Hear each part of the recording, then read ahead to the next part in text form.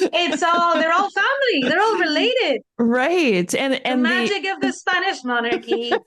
The Tudors Dynasty Podcast. Spotify for Podcasters lets you record and edit podcasts right from your phone or computer. So no matter what your setup is like, you can start creating today. With Spotify for Podcasters, you can earn money in a variety of ways, including ads and podcast subscriptions. And best of all, it's all totally free with no catch.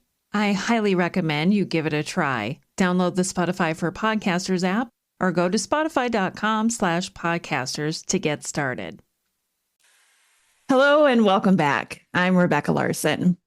On this show, we love to discuss women in history. For me, it's a way to finally get their stories out into the world, because for far too long, these women were just seen as afterthoughts or footnotes in history. So today, I am joined by Dr. Emma Cahill Marron to discuss one woman from history whose moniker needs to be debunked, Juana of Castile. Emma, welcome. Hi, how are you? Oh, I'm great. I'm so excited to talk to you about this lady. And I've been practicing on how to say her name, but I think I still sound very American. You did it very, very well. Juana. It's like Juana. you have something in your throat, you're trying to get it out. Juana. Yes. Yes. So if Good job. if I say Juana, I apologize to you, but everybody else will understand. And it's true. Sometimes when you're speaking in a language, it's difficult to say things in a different language. I just do it so much now because I'm like, I let go. I just let go. Since I'm bilingual, I just let go and it happens. But it's true that it's difficult. It's difficult Yeah. when you're speaking in English to then say out of the blue, Juana, but Juana it is. Juana Primera de Castilla. It just sounds so beautiful when you say it. Well, I just want to start out by giving a little background because there might be people listening right now who have no idea who she is.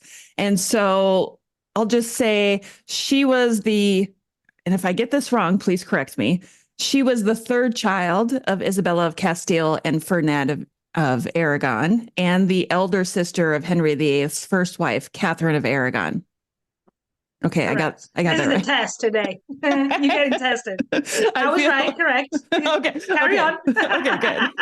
Well, one of the things that I kind of want to start with, and then I'm going to let you just kind of take the floor, is understanding her childhood and what it's like to be a princess of Spain.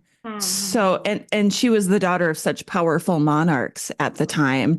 I am interested in knowing, what did her education look like?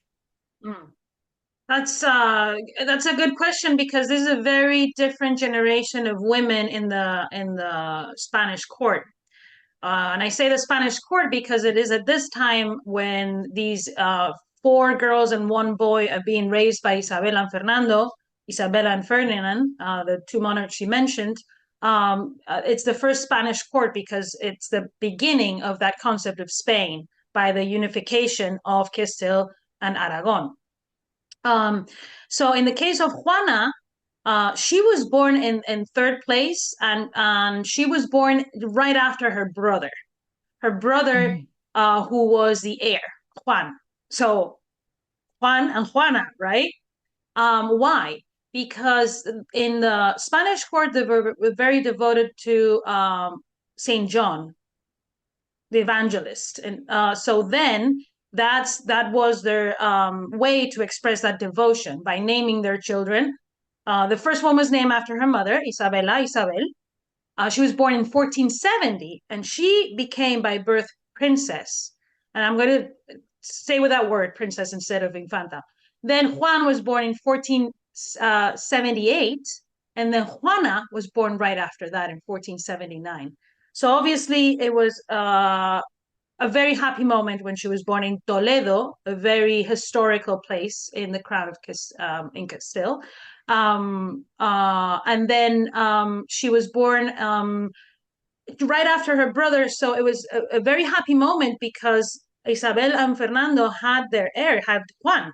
So the birth of daughters meant that they could start a project to because they were thinking about forming alliances with foreign powers like England, they did with Katherine of Aragon. The birth of a daughter meant they had a daughter that could become a queen or married to someone in a foreign alliance, and then strengthening their power and their international bond. So when she was born, it was a very happy moment. And think about this: the queen had a daughter in 1470, and then she didn't have another child until 1478. That was 8 years of angst, not having what they needed, which is a boy. And then they had the boy, and then three girls came in 1479, 1482, and then in 1485, the last one, Catherine of Aragon, the youngest.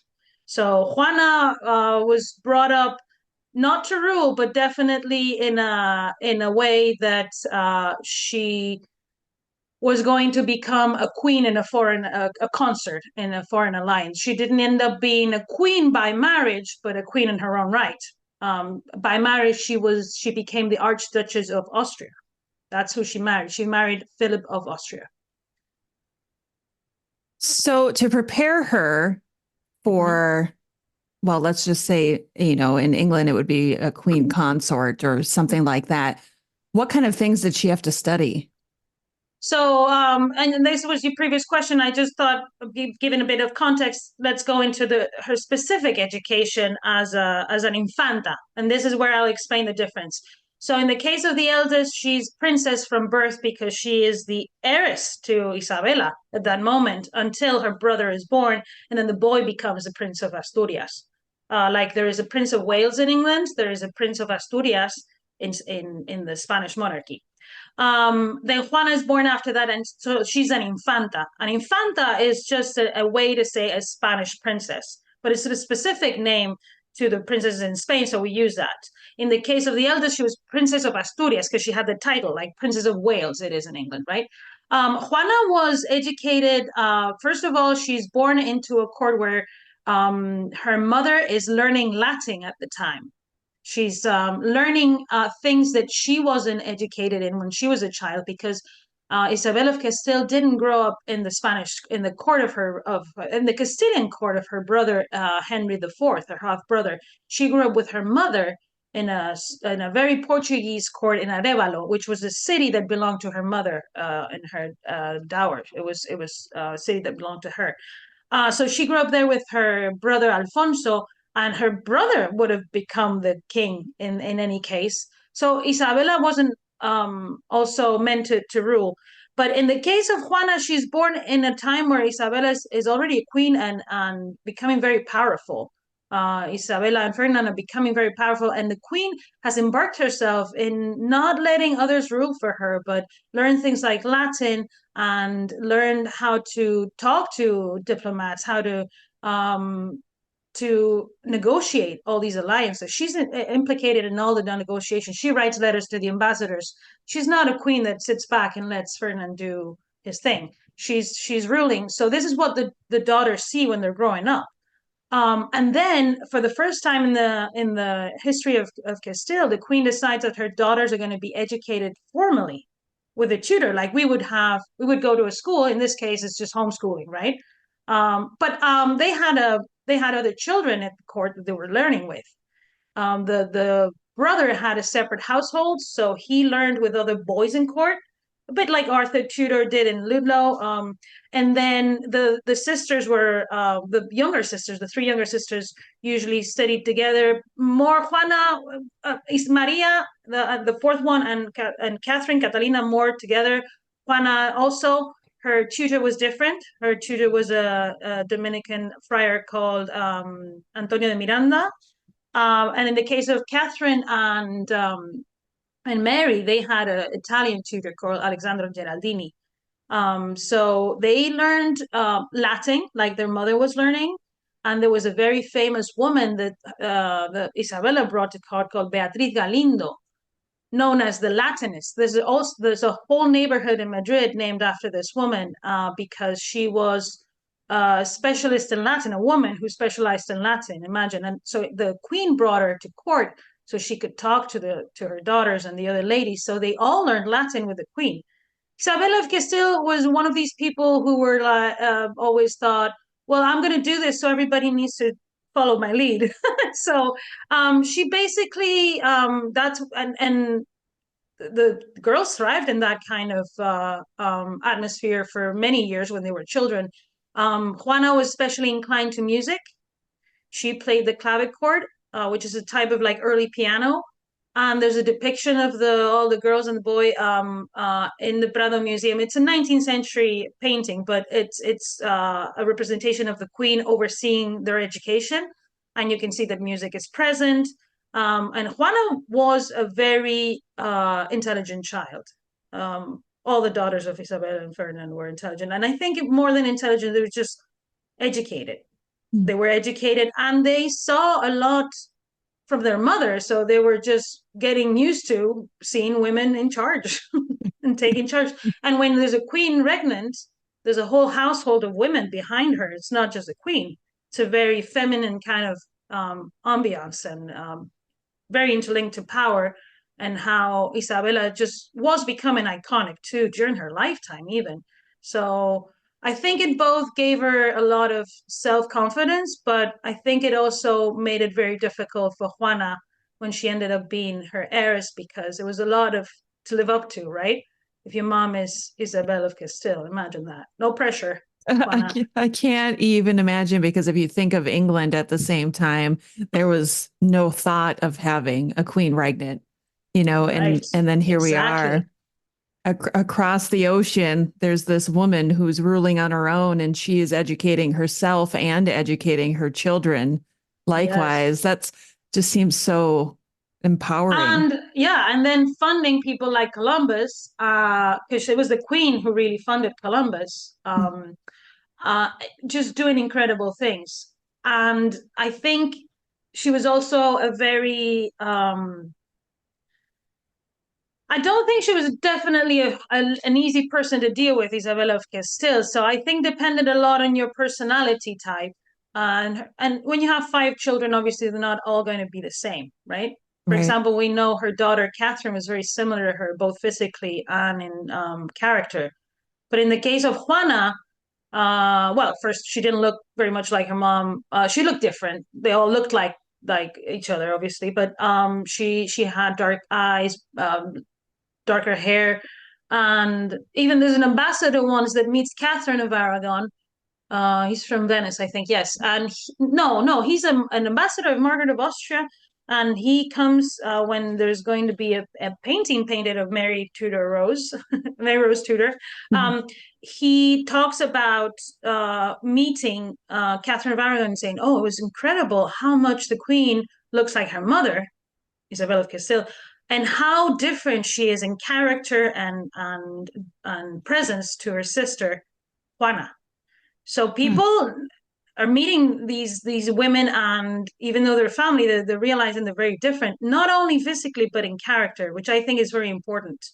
And that brings us down to the question of why did Juana have such a hard time becoming queen, because she never actually she ruled a little bit but not very much, and then she was imprisoned for the rest of her life in 1509, and she lived until 1555. Wow. So it's incredible. What you think about it, the two sisters were imprisoned. Catherine of Aragon was also imprisoned in the last part of her life. So at one point, those two queens, sister queens, were imprisoned by very unfair men. I said Right. It it. when you look at it as an outsider and, Mhm. in modern time, we can clearly just see that they were threatened by these women. Exactly. Thank you, Rebecca. This is why I love this show. Well, it's obvious when we look at it Yes. now, they were clearly a threat to these men and the power Yeah. that they wanted to hold. Exactly. They were raised to know that they were women. So it is a time where women do not have the same rights consideration. They're not even some people, some scholars even defend that they're not even fit to rule. They're not even smart enough. But there's a debate here called around this time, a previous time, but this time is coming up again with humanism, called the Querelle de Femme, which is really a debate whether women have the capacity to rule and to do the things that men do in a way. Someone who started this was Christine de Pizan, a very famous medieval scholar who defended women in her very famous book about the city of ladies. And so there's a lot of recurring debates whether women can rule or not.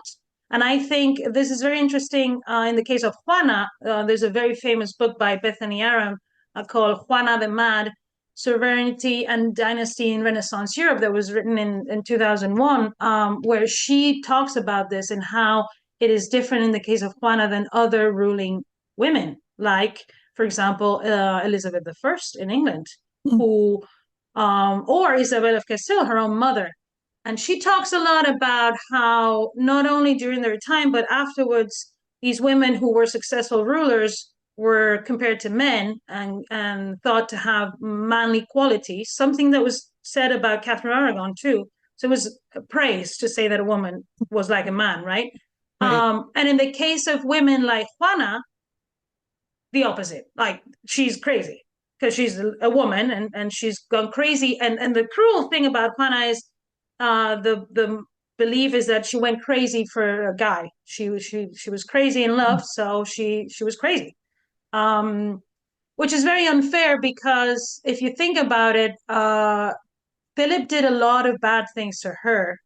So we should think about more as being a victim of abuse than someone who went mad because she loved him very much. She went mad because he treated her very poorly. That's why she had bouts of depression, I think, and probably the mistreatment had to do a lot with having a problem that came out of that, of being severely mistreated. I think another woman that has been mistreated like that way is Mary Tudor, Mary the First of England, who was mistreated greatly and then thought to be very harsh and this and that. Oh, what are we talking about? We would never judge a man like that, would we? And in the case of the women, I mean, there's been mad kings too. None of them, I think, were imprisoned. It's a very famous mad king of Spain, and he was never imprisoned. You know, it reminds me a little bit of, I think it's Charles VI of France, the king who thought he was made of glass. Oh, I've never heard of this guy, but now I want to know more. He was actually the father of Catherine of Valois, who married Henry V.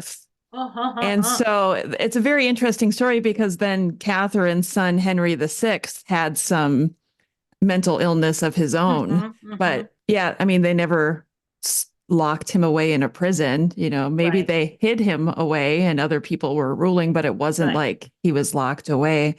I want to go back a little bit and let's start from the beginning with Juana and her husband and how this all played out, because she became Queen of Castile after her mother's death.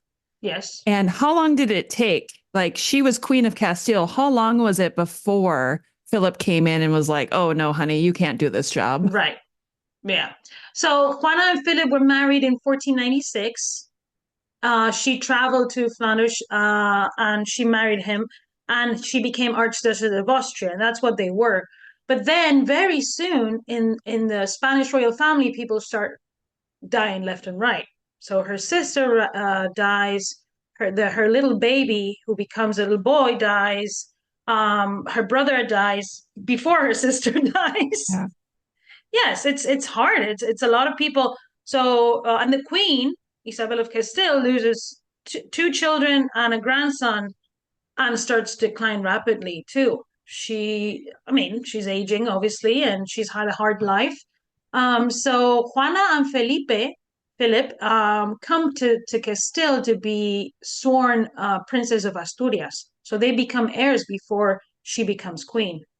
Okay. And the whole problem starts there. It's Philip always wanting the whole power. So the problem, and this book that I was telling about, Bethany Aram explains it very well, it's that in Castile, Juana is the reina propietaria, and that cannot be taken away because her mom has said the president that a woman can own, which is propietaria means owning.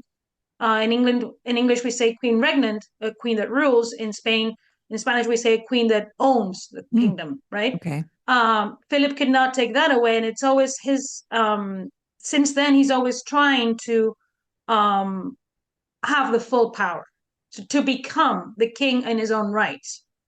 And there is a tension because obviously you have to think that he's a foreigner in Castile. Mm-hmm. Juana was born in Castile, raised in Castile. So she was popular, and she was a daughter of Isabella of Castile. So when and then the other thing with Juana is something that this book explains very well.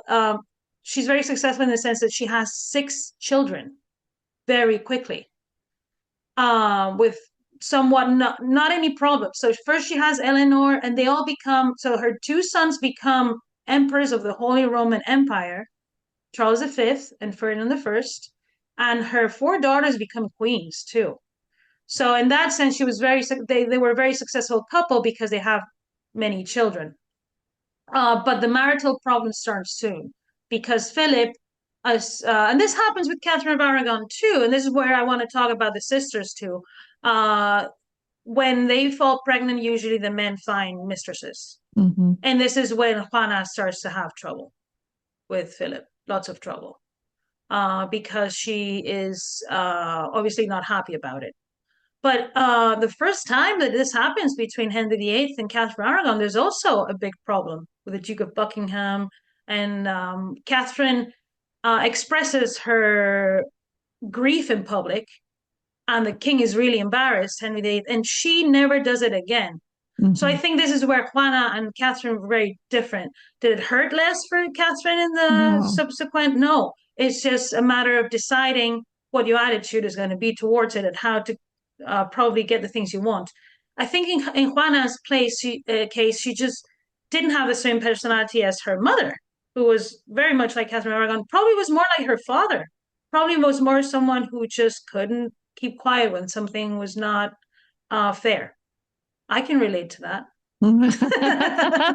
I can relate to that too. But right? But it makes sense. Doesn't it make sense for a guy? It's okay to do that, but not for a queen who has to be, even if she became the queen, and she did eventually, and he became king with her. And this whole king consort thing is very controversial. He actually was a king, and like Ferdinand was in Castile during Isabella's time. Mm-hmm. He was a full king. He did, but the only thing they didn't have, which was the most important, is they couldn't transmit those things to their children. She was the one who transmitted her royal powers in Castile to Charles V, their son right. Who became king of everything, and emperor of the Holy Roman Empire. I'm seeing so many similarities right now between this story and Mary the First and Philip. Well, yes, exactly. And then you have to think that these are descendants of Juana. It's they're all family. They're all related. Right. And the magic of the Spanish monarchy.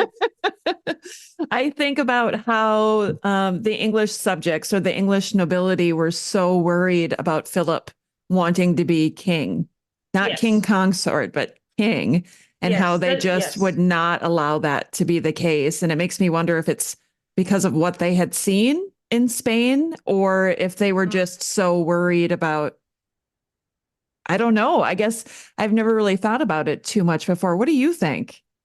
I think that it's because this foreign king brings foreigners that want things and mingles in their international affairs, and if a foreign king means a new dynasty and a new house ruling. So nobody wants that. Nobody wants your house to end.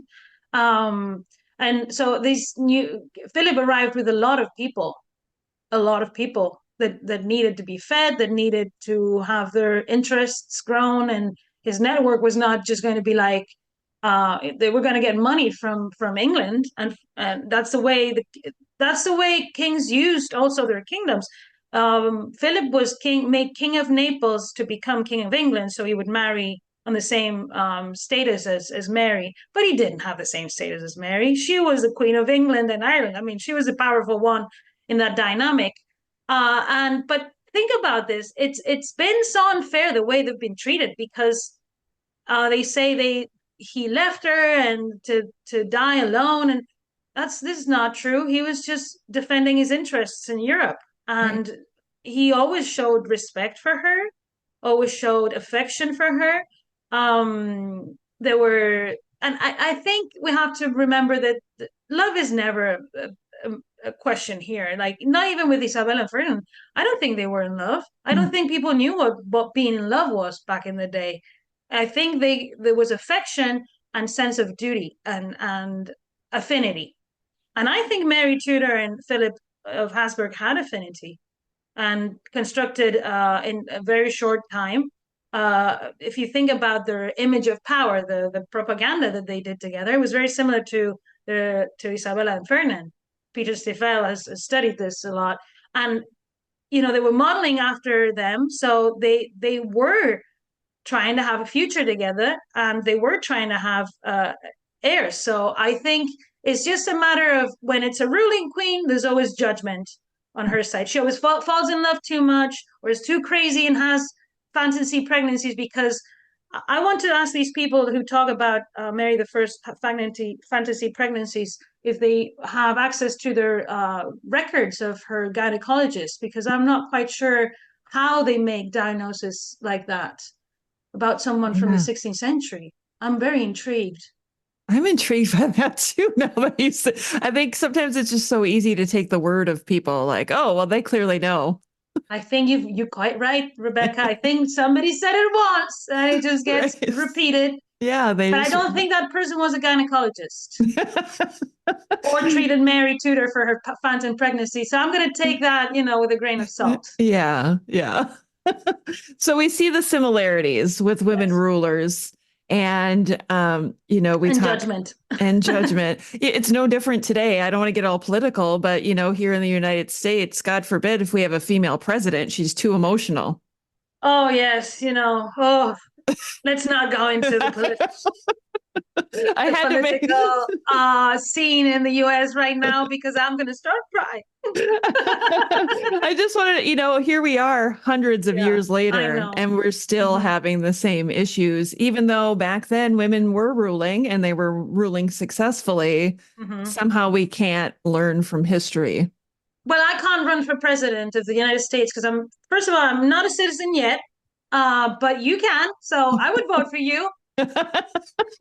Well, thank you. I'm not running. Oh, geez. We have to put up with those two guys? I can't believe it.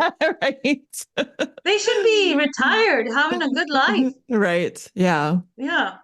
Well, we need fresh blood. Let's get back to Juana. Oh, yes. That's much better. I'm just going to keep saying it. Juana. That's very good, actually. I think you got it. I want to talk a little bit about 1506. And Juana, see, I just did it. Juana and Philip's trip to England. Yes. Can we talk about that? What brought them there? What happened? Tell us all about it. So what brought them there? Bad weather.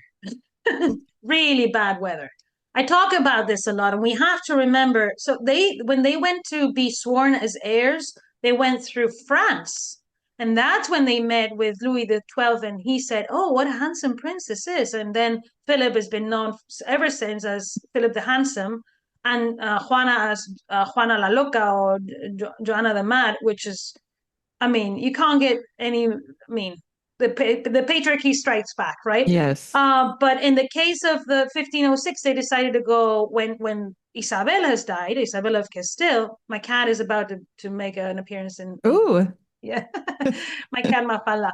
In 1506, when they're going to Castile to become king and queen of Castile, they go by sea, and there's a big storm, and they end up in England, which this was common. It is not the first time. It was not the first time that happened to Juana. And there's a very good story about when this happens, and their boat is about to sink, and Philip is crying like a little baby. And Juana just does a Titanic moment and just is like, don't worry, I've never heard of a queen drowning. So Juana has a moment there of really bravery when she's like, she's the one that to keep calm and steady in that moment when Philip is just wilting under pressure. But I would, because imagine you're thinking you're going to drown. So then they arrive, and they spend like a month in England, and Henry the Seventh welcomes them, And this is the only time that Juana ever sees another one of her siblings, if you think about it. Wow. Because she meets with Catherine, but very briefly. Philip doesn't want her to spend time with her sister because he's a cruel person, just like Henry VIII was. He doesn't allow them to be together for a long time. They do meet in Windsor Castle. And then Philip and Henry travel around a little bit, and he shows him his palaces, and Philip says he's really impressed. And then later, when they leave the court, and in this case, it's really interesting when they're in one of the receptions and an audience with the king, and Philip is there, and Catherine too. Catherine invites Philip to dance, and he says no. And the reason for this is because at this same time, Catherine of Aragon is already an ambassadress of the Spanish monarchy, and she's defending Ferdinand of Aragon's interests in England against Philip of Habsburg, who had been plotting against Ferdinand, especially with the people in Catherine's English household. And this became known by the Spanish ambassador, and he told Catherine, and she took action. So this is why when Philip arrives, he's like, I don't want to do anything with you. You're plotting against me. And she's like, well, I'm still gonna dance because I'm the best ambassadress in the world. So and this happens. And then when they leave and they go to Spain, Philip dies very quickly. They take power, but Philip dies very quickly in very suspicious circumstances right after Ferdinand of Aragon leaves. The rumor was that Ferdinand of Aragon poisoned Philip of Habsburg.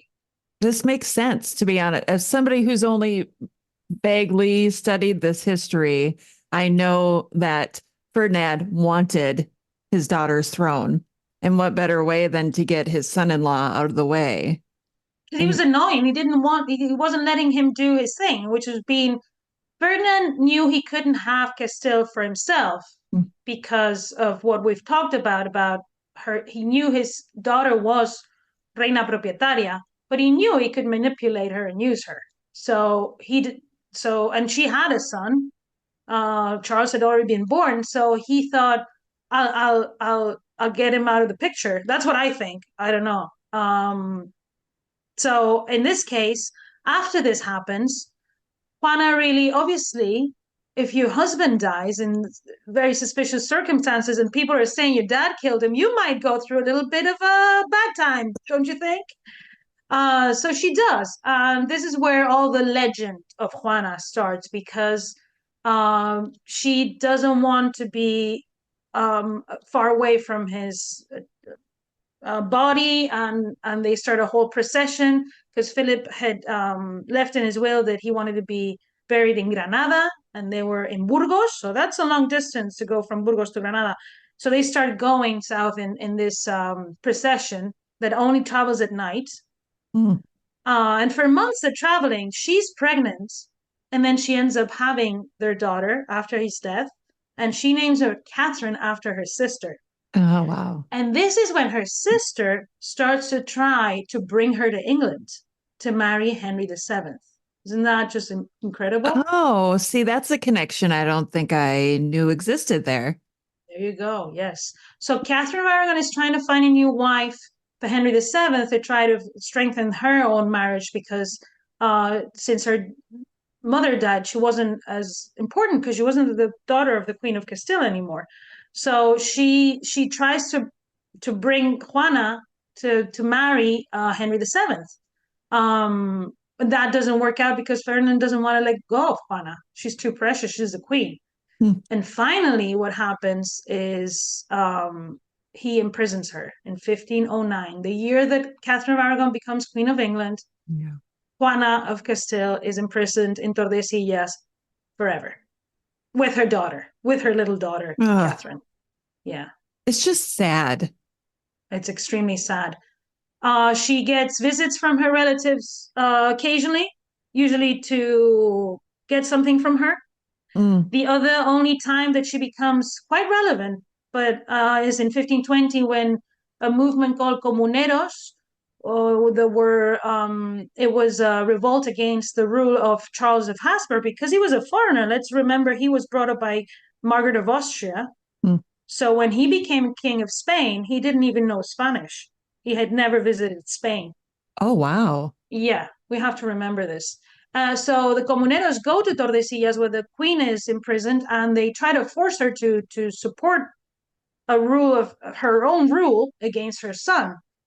And for all the madness that people have claimed, Juana does not cave and does not sign anything against her son. So this has been an argument also used by Aram and other authors to say that, you know, a mad person would have had a different attitude probably towards this. Maybe she just didn't want to rule, and that's I think one of the main. There was a biography of Juana published last year by a Spanish historian. It's like a psychobiography, like a psychological biography, and because she's such a, you know, this, she's been studied in more from that perspective, obviously. One of her claims is that maybe she didn't want to rule. Maybe she didn't have the interest in doing that. But Right. she still didn't go against the interests of her son, which would have been, you know, if she was that mad and she had been imprisoned for so long, maybe you'd think someone would have a different reaction than to protect your son and his dynastic rights. So yeah, she's a very interesting figure. I don't really think she was mad. I think she probably had bouts of depression, and other historians like Miguel Ángel Zalama, who studies a lot her artistic influence in Spain, claims that she might have had schizophrenia or some sort of condition, mental health condition, which is typical and normal even nowadays. So I wouldn't be surprised if it was true. But we didn't have a psychiatrist there, so we don't know. Right. You mentioned her artistic influence. Can you talk a little bit more about that? Yes, so Juana, because she inherits the crown, she inherits the treasure and a lot of things. And she has also, think about this, she goes and becomes Archduchess of Austria, and she goes to the Low Countries where art is flourishing, and she buys things like tapestries. But she had a very, very fine tapestry collection. This was published we published a book 3 years ago in Arte, Poder y Género about Isabel of Castile and her daughters, and one of the articles talks about this magnificent tapestry collection that she had. Miguel Ángel Calama, who I've mentioned before, also talks about how this became part of Catherine of Austria, her daughter's dowry. So it spreads to Portugal and other places. So she's influential in the dissemination of Netherlandish art in Castile. She's responsible for that because her daughters inherit a lot of these pieces too. My co-worker Melania Soler Moraton has worked on this, and last year the year before, an article on. She becomes a very iconic figure because of her portraits and images, devotional images, where she is a donor, and these are done by leading Netherlandish artists. Her manuscripts, illuminated manuscripts, are very famous. There's a very famous one in the British Library known as the Hours of Juana of Castile, because it has her portraits and her coats of arms. And listen to this, another connection with Katherine of Aragon. This manuscript that is in the British Library, and now finally we can access the catalog again, I think. It was illuminated by Gerard Horenboot, Susanna Horenboot's father. Oh yeah, Gerard Horenboot, who ended up working for Henry VIII, migrating to England. So this was part of my dissertation when I studied that transfer of these artists from Flanders to England, and how Catherine had already known their art for decades because her sisters and her mom were commissioning these manuscripts done by the artists of Margaret of Austria in Flanders. Isn't this incredible? This is why Juana is so important. She owned also portraits of Katherine of Aragon. She had several portraits of Catherine of Aragon, yes, as Princess of Wales. So I think those portraits that we were talking about in your other show and the other episode, these were the portraits that Juana could have had, because her possessions that went to her daughters, and this has been studied by Melania Soler Moraton. So a lot more will come in the near future about that dissemination of all her artistic pieces into the women that became the powerful women in the second half of the 16th century in the Spanish monarchy. Wow. And you Yeah. said Katherine of Aragon and her daughter Mary had somebody come and teach them how to paint, I think, in the last episode. Do Yes. we know if Oh, you Juana picked on that? I thought that was fascinating. That was something I had never heard before. Was this something that her sister was learning as well, or while she was imprisoned, was she painting, or do we know what she was doing? Oh, this is a really good question because you would have to read Miguel Ángel Falama. He has several books that talk about her everyday life. There's one in open access we can share. It is in Spanish, so everybody's going to be practicing some Spanish this year. Mhm. But I think it's called Vida Cotidiana, and it's, her daily life. And we know about times where when they visit her and how they take away things. And Charles V especially did that. So yes, we do have a lot of information on that, but it's in Spanish. It's published in Spanish. I never heard of her painting per se, but this is why I suggested this is because I kept thinking about what would have been Susanna Hornboth's role in the court of Catherine of Aragon. And because later on, and this brings us back to Philip and Mary, Philip, when he goes back to Spain after Mary Tudor dies, he has Sofonisba Anguissola, his wife, Elizabeth of Valois, has Sofonisba Anguissola in her court painting for them. And because of all the work that has been done in this artist, I thought that makes sense that Susanna would have been there to do the same for Mary, who was being raised as a Renaissance princess. She has all these manuals being being commissioned by Queen Catherine to educate her, and in many of these manuals, the humanists reference painting Mm. and tapestries, and we know Catherine of Aragon, like I said, was painting coats of arms and pendants and things. So it just makes total sense to me, that you would bring a Flemish young woman, like Catherine had La Latina to teach her Latin. You would bring a Flemish young woman to teach your daughter how to paint, because think about what Melanie said, that she wouldn't have needed to be chaperoned because she was a woman, right? Right. That makes sense, doesn't it? It does. You're teaching someone how to paint. I'm not an expert in painting, but you close, It's not something. So I think that makes total sense to me, that you would bring a whole family, not just Susanna, the whole family, and the men would run the workshop, because we know Susanna Horrenbout's mother was involved, and we know that it was the women who delivered the illuminated manuscripts by Henry VIII's accounts sometimes. Um, this is all work in progress, though, but it's so exciting. Right. Wow. I feel like we've covered so much about her today, but there's still more to uncover. I'm just glad to introduce her maybe a little more clearly to the listeners and help them see a different Yes. side of her, that she wasn't the mad. There was more to this woman. Yes. Yes, there was definitely more. It's very unfair. Charles V had a bout of depression and ended up leaving court and abdicating. Hmm. So, and we don't call him Charles the Mad. So I think yes, I think we should just call her Juana Primera de Castilla, so Juana the First, and then explain what happened to her, what we know happened to her, and that's how I think these monikers sometimes are great, and sometimes why is it always that the women get the worst ones, right? Don't you think? It's interesting, isn't it? Yeah, it's interesting. I wonder why. We don't need to wonder. We really know. Oh, we know. Everybody knows. Well, Emma, do you want to leave the listeners with any last thought on Juana? Oh, she's a great historical figure. She needs a lot more attention in a positive way. I think female historians are doing a great job, so this is shout out to them.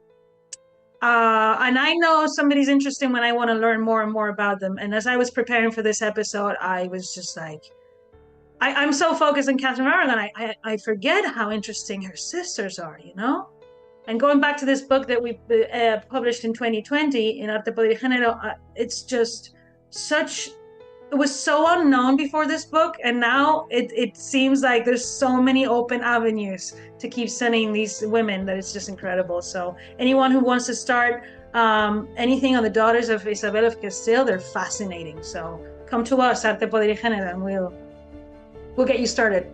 I love it. Emma, thank you so much for coming back on the show today and talking to me about this fascinating woman. Thank you. Yes, thank you. Thanks for listening to this episode of the Tudors Dynasty Podcast. You can follow and support the Tudors Dynasty Podcast on Facebook, Twitter, Instagram, and Patreon @Tudors Dynasty.